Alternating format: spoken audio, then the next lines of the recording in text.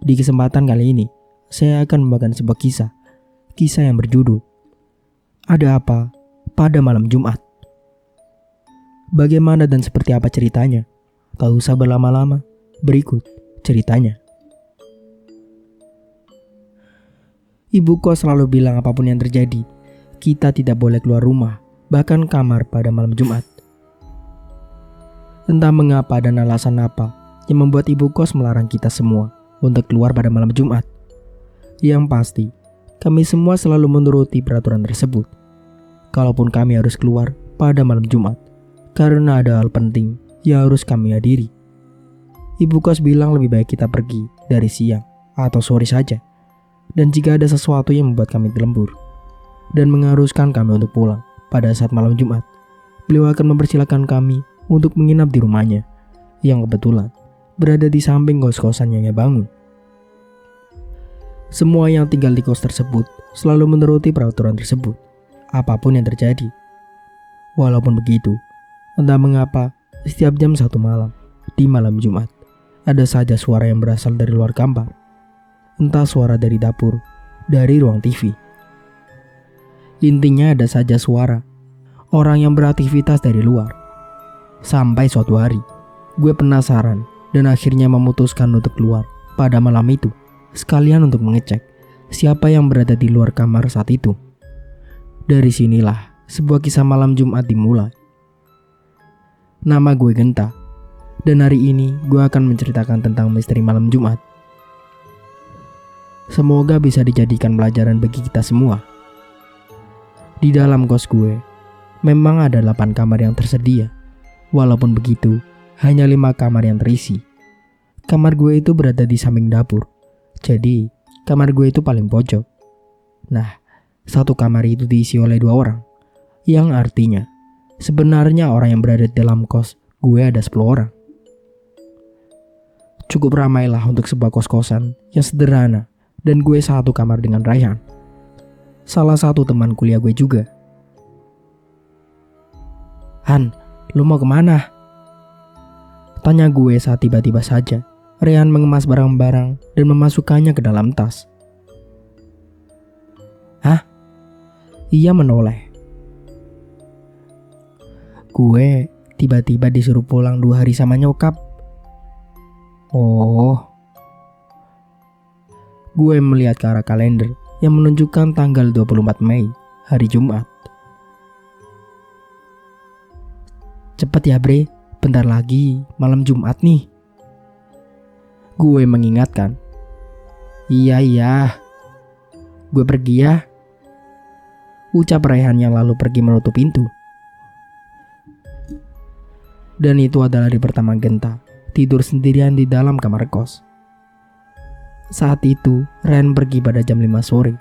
Terus, berhubung saat itu sedang malam Jumat, jadi seperti biasa, gue gak bakal keluar kamar sampai besok pagi. Pukul 6 sore, kita semua para penghuni kos sudah mengunci kamar kita masing-masing.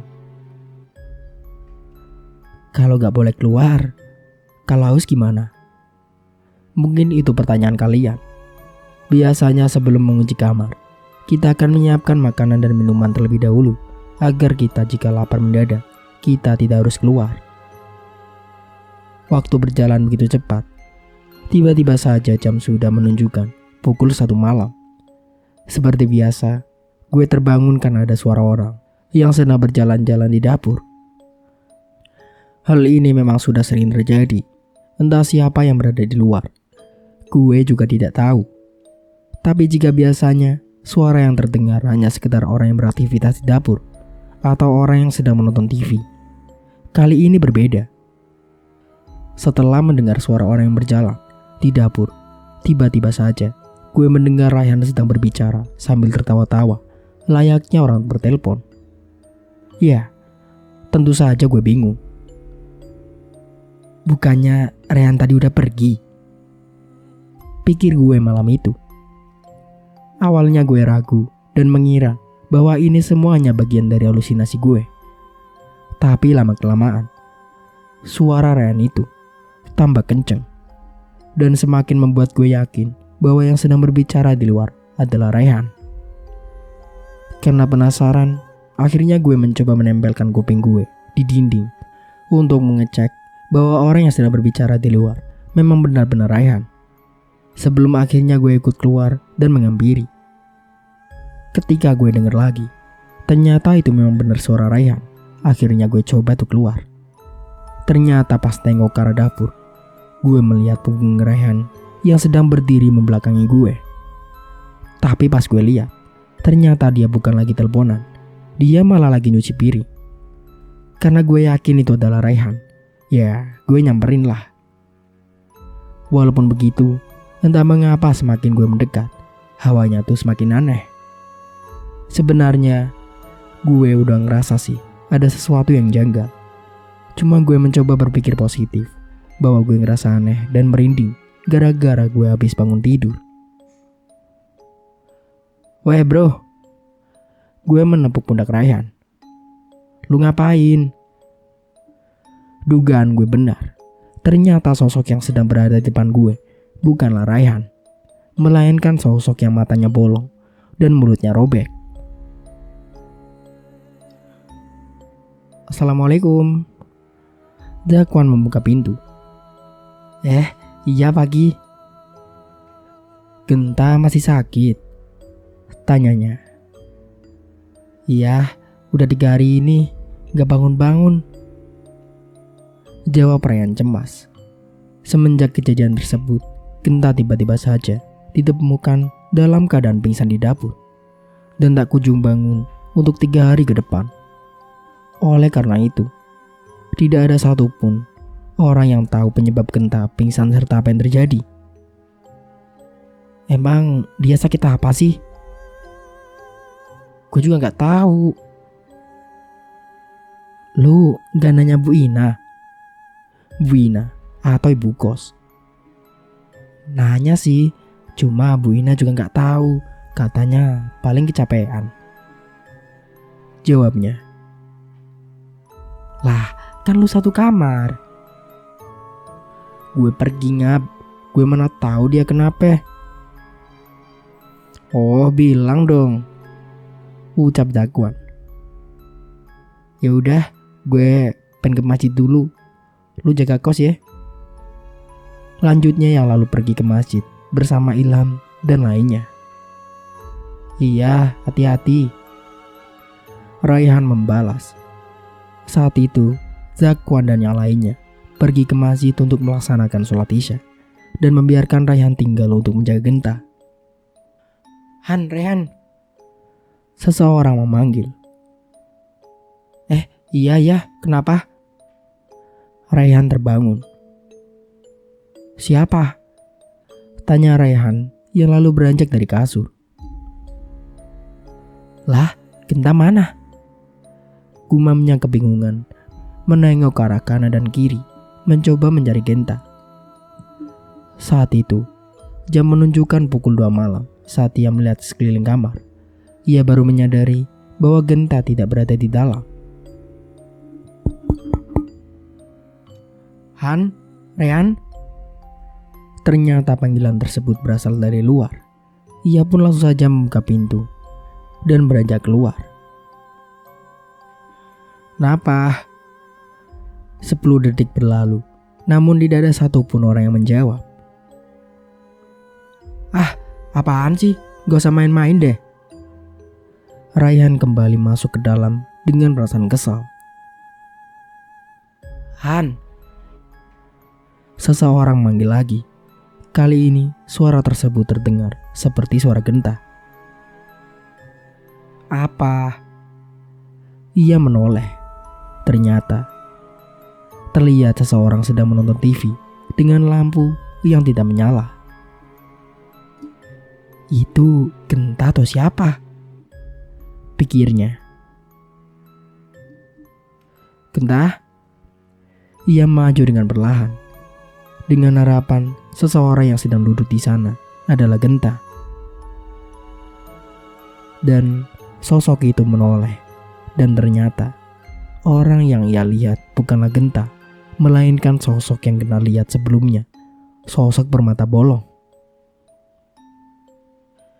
Ya Tuhan, teriak Raihan terkejut. Han, Genta udah bangun. Seriusan? Lah? Raihan terhenti untuk beberapa detik. Ia melihat ke arah jam yang ternyata masih menunjukkan pukul 9 malam. Oh, cuma mimpi ternyata, pikirnya. Ayo, Genta mau cerita nih. Lu mau dengerin gak? Iya, mau. Ia pun langsung beranjak dari tempat tidurnya dan pergi ke kamar Zakwan. Gen, lu udah bangun? Ucap Raihan sesampainya ya di kamar Zakwan. Udah sehat malah, jawabnya senang. Oh, syukur deh. Ia pun langsung duduk di samping Genta, lalu menanyakan apa yang terjadi. Lu emang waktu itu ngapain sampai pingsan gitu? Iya makanya sekarang gue mau cerita, ucapnya. Semoga aja sosoknya gak datang. Lanjutnya dengan nada yang lebih pelan. Sosok apa? Nanti dengerin aja. Sosok bermata bolong. Setelah Genta menceritakan apa yang terjadi, tentu saja Bu Kos langsung mengamuk setelah mengetahui bahwa hal tersebut terjadi karena Genta melanggar aturan. Udah dibilang kan gak usah keluar pas malam Jumat, gak didengerin. Padahal baru saja sembuh, langsung kena marah. Ya, tapi Genta salah juga sih. Dan semenjak itu, akhirnya semua penghuni kos mengetahui alasan Bu Ina melarang kita untuk keluar dari kamar pada malam Jumat, karena memang sosok tersebut hanya mengganggu pada malam Jumat. Tapi kata Genta, sosok tersebut tidak hanya mengganggu pada malam Jumat. Malam biasa pun dia tetap mengganggu, hanya saja gak separah malam Jumat. Tapi tenang saja, walaupun sosok yang berkeliaran pada malam Jumat sudah ketahuan. Setelah kejadian yang menimpa Genta minggu lalu, pada malam Jumat ini, ia mengunci pintunya dengan sebuah meja. Sungguh berlebihan. Namun gue membiarkannya saja, dan untungnya, malam Jumat tersebut berlalu dengan tenang. Walaupun begitu, di sisi lain, Yan, mana sini kuncinya? Pinta Vino secara tiba-tiba. Hah? Itu noh di atas lemari. Lu mau ngapain? Kan ini udah jam 7. Tanya Ian curiga. Kalau belum ngambil makanan atau minuman sih, gue lapar nih. Loh, kok gue? Kan tadi gue udah bilang pas asar langsung ambil minum aja. Bukannya ngambil lu malah main HP. Ya gue gak denger. Ia beralasan. Lagian kenapa gak lu yang ngambil? Gue kan udah makan, jadi kan gak kepikiran buat makan lagi lah, ucap Ian. Udahlah mending besok aja. Kan lu tahu sendiri kemarin si Genta kenapa gara-gara keluar. Lanjutnya mencoba menghentikan Vino untuk keluar dari kamar. Sebentar doang mah gak apa-apa kali, jawabnya. Enggak lah gak usah, minum air keran aja sono. Ya kalian. Mending lu tidur aja deh. Ntar juga lu bakal lupa kalau lu lapar. Dah sono tidur, perintahnya. Ya udah deh.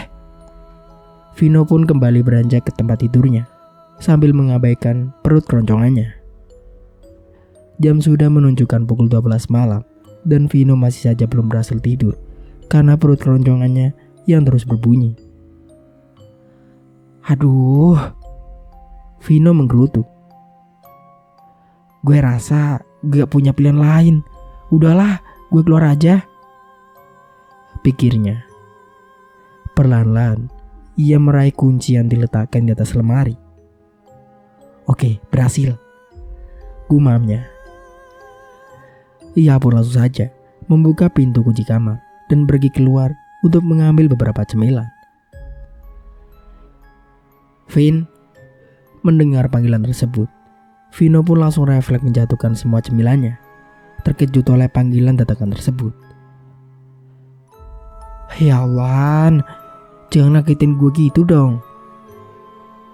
Ia menghela nafas lega. Untung Rehan, gumamnya. Lu lagi ngapain? Tanyanya. Ngambil cemilan doang sih. Gue tiba-tiba lapar soalnya. Rayhan menempelkan kepalanya ke pintu kamarnya, lalu menatapnya secara tajam. Bukannya udah dibilang sama Bu Kos, gak boleh ada yang keluar pas malam Jumat. Ucapnya secara perlahan. Iya gue tahu. Balasnya ragu. Lagian ini cuma ngambil cemilan doang kan. Lu sendiri ngapain? Ia membalikan pertanyaan. Namun Rayhan tidak menjawab dan justru mempertajam tatapannya. Aduh, kenapa sih tuh anak? Tanpa pikir panjang, Vino pun langsung mengambil semua cemilannya agar ia tak berlama-lama di luar. Sekali dua kali, ia kerap menoleh kembali ke tempat Rayhan berada, mencoba memastikan bahwa Rayhan masih berada di belakangnya, masih dengan posisi kepala yang tertempel pada pintu. Rayhan masih mengamati gerak-gerik Vino dengan aneh. Han, lu ngapain sih? Mending lo masuk aja deh. Loh, bukannya harusnya lu yang masuk? Mendengar itu, Vino pun terengah-engah atas sifatnya yang tidak biasa. Lu kenapa sih? Tanyanya kebingungan. Genta, lu berisik banget sih. Hah? Vino menoleh ke arah kamar Genta dan Rayhan. Loh, tadi itu gue salah denger. Kok suara Rayhan ada di dalam? Ucapnya ketakutan. Rayhan?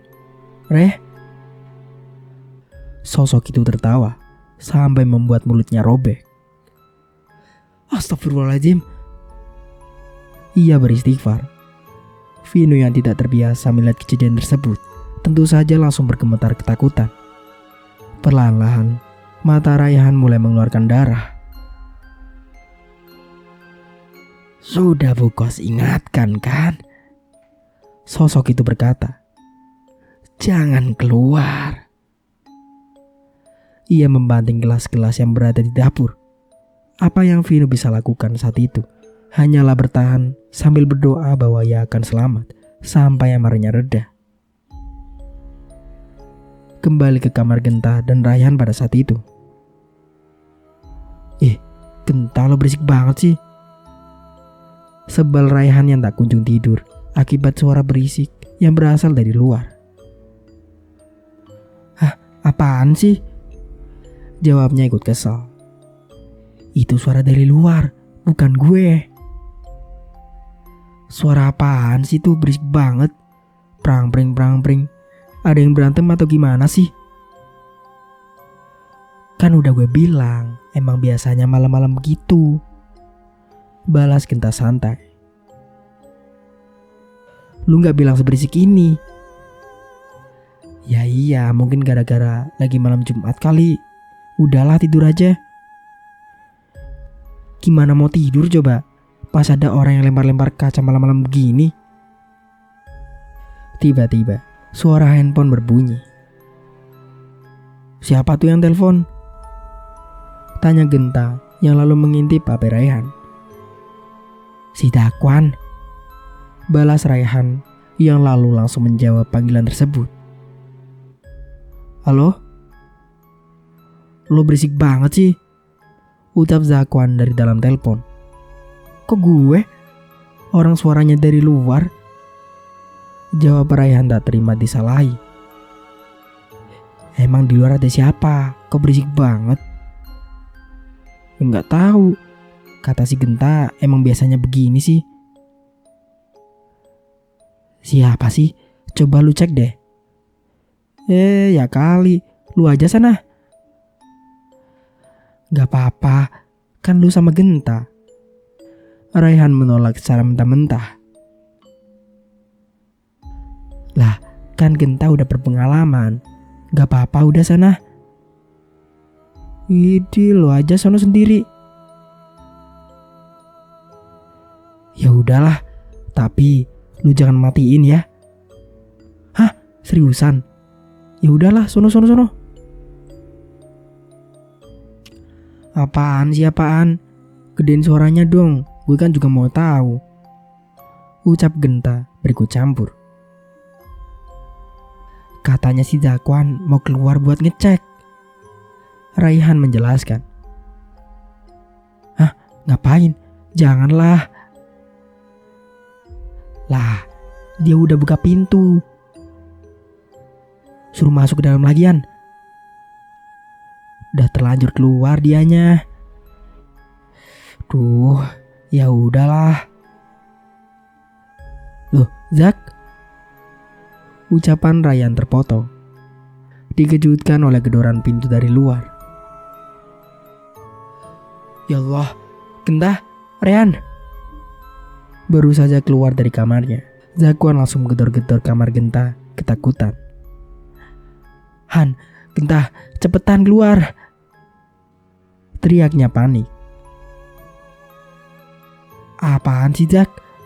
Kalau cuma kecil doang gak usah bikin panik deh. Raihan membalas dari dalam. Ini gelas pada pecah, cepetan keluar. Ada Vino juga. Ia kembali menggedor pintu. Hah, beneran? Zak, lu mending masuk lagi aja deh. Tunggu aja sampai besok pagi. Perintah Genta. Ini ada Vino, Genta. Ya udah besok aja dirusinya daripada lu ikut kenapa-napa. Iya, kayaknya mending urusinya besok aja deh. Raihan meneruskan. Udah, cepetan sana lu masuk. Keburu disamperin juga. Duh, ya udah deh. Apa yang dikatakan Zakwan tadi malam benar. Saat azan subuh berkumandang, Raihan dan gue memutuskan untuk keluar dari kamar untuk mengecek keadaan di luar kamar. Saat itu, di dapur, sudah terlihat puing-puing gelas kaca yang sudah pecah berserakan di lantai. Dan di depan gudang, terlihat tubuh Vino yang tergeletak pingsan. Akhirnya, pagi itu gue dan Raihan memutuskan untuk pergi ke rumah Bu Ina untuk menyampaikan keadaan kos. Assalamualaikum Bu Ina. Gua mengucap salam. Lu yakin Bu Ina udah bangun? Raihan bertanya. Ya gak tahu. Ganggu gak? Waalaikumsalam. Bu Ina menjawab dari arah belakang. Ada apa ini pagi-pagi ke rumah? Lanjutnya bertanya.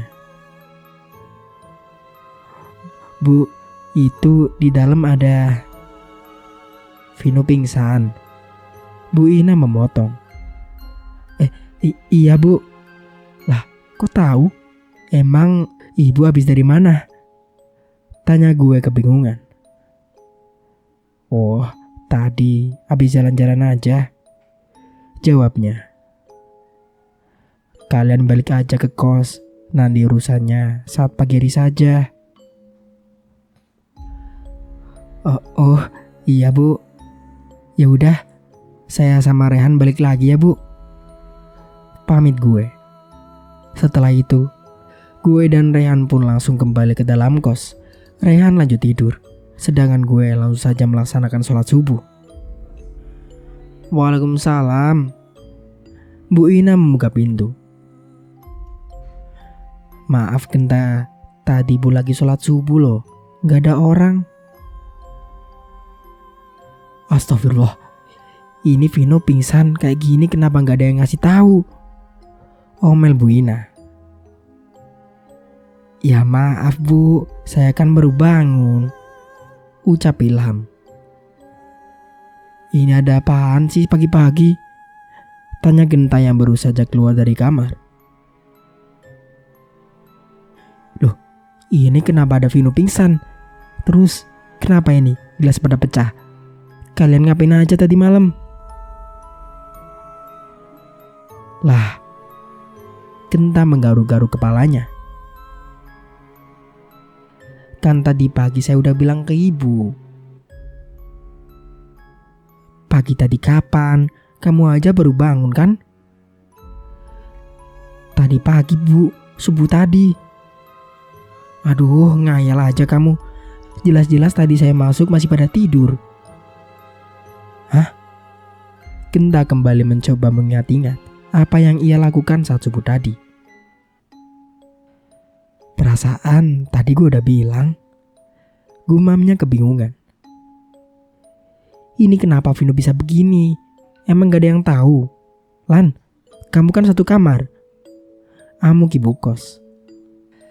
Ya saya gak tahu bu. Tadi emang pas pagi-pagi bangun. Saya juga kaget Vino udah gak ada bu. Taunya pas keluar udah pingsan. Jawab Ian pasrah. Ya udah, ini angkut dulu si Vino. Saya mau beresin gelas pecah dulu. Zakwan, kamu bantuin saya. Oke bu. Saat itu gue kembali ke kamar dengan perasaan bingung. Soalnya gue inget banget waktu itu Bu Ina udah gue kasih tahu. Bahkan ada Raihan sebagai saksi mata. Ya kalau bukan Bu Ina, yang gue lihat subuh tadi siapa? Hari-hari berikutnya, ya seperti biasa, sosok tersebut terus mengganggu. Tapi gak separah minggu-minggu sebelumnya. Dan 2 minggu kemudian, ada satu kejadian yang menurut gue adalah puncak dari keseraman cerita ini. Hari dimana semua misteri terkuak dan terpecahkan, tepatnya sebelum gue memutuskan untuk pindah kos. Perpisahan. Lo jadi pergi? Raihan bertanya. Iya. Emang pindah kemana? Ia kembali bertanya. Gak jauh dari sini sih. Cuma gue disuruh pindah aja. Oh. Raihan mengangguk pelan. Cepetan, udah 5:30 tuh. Iya, ini langsung pergi. Tiba-tiba pintu kamar terbuka. Genta? Ian membuka pintu. Hah? Ngapain lu? Genta bertanya. Lu mau pergi? Iya. Sekarang? Iya Yan. Mending abis azan maghrib aja deh. Apa sih? Kan udah dibilang pas malam Jumat udah gak boleh keluar lagi. Kata Bu Ina, ternyata pas maghrib masih boleh. Yang gak boleh itu habis isya. Ian menjelaskan. Raihan mengernyitkan dahi. Emang Bu Ina bilang begitu? Ia bertanya. Iya, lagian kan gak bagus keluar pas maghrib. Mending lo sholat maghrib dulu, baru nanti gue anterin sampai depan. Tawar Ian. Iya juga sih. Genta mengangguk pelan. Ya udah deh, habis maghrib aja. Tapi beneran ya, anterin. Iya. Setelah itu, Ian pun langsung kembali ke kamarnya. Sementara Genta menunggu azan maghrib berkumandang. Setelah sholat maghrib, barulah gue menelpon Ian untuk pergi nyamperin gue. Karena gue lumayan trauma sama sosok hantu bolong itu. Panggilan pertama tidak diangkat. Panggilan kedua juga tidak diangkat. Begitu pula dengan panggilan ketiga. Tidak ada satupun panggilan gue yang terangkat. Akhirnya gue coba pinjam HP Raihan untuk menelpon. Tapi ternyata sama saja tidak diangkat. Ya sudah, akhirnya gue nunggu saja. Soalnya gue masih gak terlalu yakin untuk keluar. Dan tidak lama kemudian akhirnya datanglah si Ian. Bukan datang sih, lebih tepatnya dia cuma mengetok-ketok pintu. Karena tidak ingin berlama-lama sekaligus mengejar waktu, akhirnya gue langsung saja keluar. Pas gue buka, ternyata gak ada orang. Gue kira kali ini yang mengetok bukan Ian, dan gue dijailin. Rupanya Ian ada di depan pintu depan, nungguin gue. Ya, akhirnya gue samperin. Kamar Raihan. Nah apaan? Tadi nelpon. Ian akhirnya mengangkat telepon. Enggak, tadi itu si Genta. Lu udah sampai mana nganterin Genta? Raihan lanjut bertanya. Hah? Nganterin apaan? Ya nganterin Genta lah. Genta aja gak sama gue. Kan gue lagi di luar. Jadi biasanya kalau gue mau ke kampus, keluar atau apapun itu, pasti bakal belok kanan berhubung akses jalan keluar komplek itu ada di sebelah kanan. Tapi saat itu Ian malah mengajak aku ke kiri. Sebenarnya waktu itu gue sempat bertanya kepada Ian. Ian, kita ngapain lewat sini? Tapi si Ian cuma diem aja dan tetap jalan terus gak muter balik. Sebenarnya saat itu gue tuh udah ngerasa ada yang aneh. Cuma gak tahu kenapa gue gak ngerasa takut. Jadi gue berpositif thinking bahwa dia mau nyamperin tetangga dulu. Tapi lama kelamaan dia jalan terus sampai hampir nyampe kuburan. Gue bingung. Akhirnya gue tepuk pundaknya. Lalu gue bilang, Yan, kita ngapain kesini? Terus tiba-tiba saja si Ian ketawa melengking. Di situ gue sudah merasa ini pasti bukan Ian. Ketika menengok ke belakang, ya Allah, ternyata dugaan gue benar. Yang lagi ngajak gue jalan itu memang bukan Ian. Ternyata itu adalah sosok hantu bermata bolong yang sedang menyamar menjadi Ian. Gara-gara gue takut, akhirnya gue langsung lari secepat yang gue bisa, sambil teriak-teriak minta tolong. Lelah berlari, gue mencoba melambatkan langkah gue dan mencoba melihat ke arah belakang untuk mengecek hantunya tuh masih mengikuti atau enggak. Ternyata enggak ada. Alhamdulillah. Gue menghela nafas lega. Namun betapa kagetnya gue. Sosok tersebut sudah siap pas tepat di hadapan muka gue. Tidak kuat dengan semua itu, akhirnya tubuh gue pingsan. Setelah semua kejadian tersebut, Bu Ina tuh baru cerita bahwa sosok hantu bermata bolong tersebut dulunya adalah korban pembunuhan. Sosok tersebut dulunya memang tidak baik. Karena itulah Bu Ina sempat enggan untuk menceritakan tentang sosok tersebut. Konon katanya sosok bermata bolong itu memang bukan dari komplek itu. Hanya saja sosok tersebut itu ternyata pernah dibawa oleh salah satu penghuni kos yang ternyata sengaja meninggalkan dia di sana.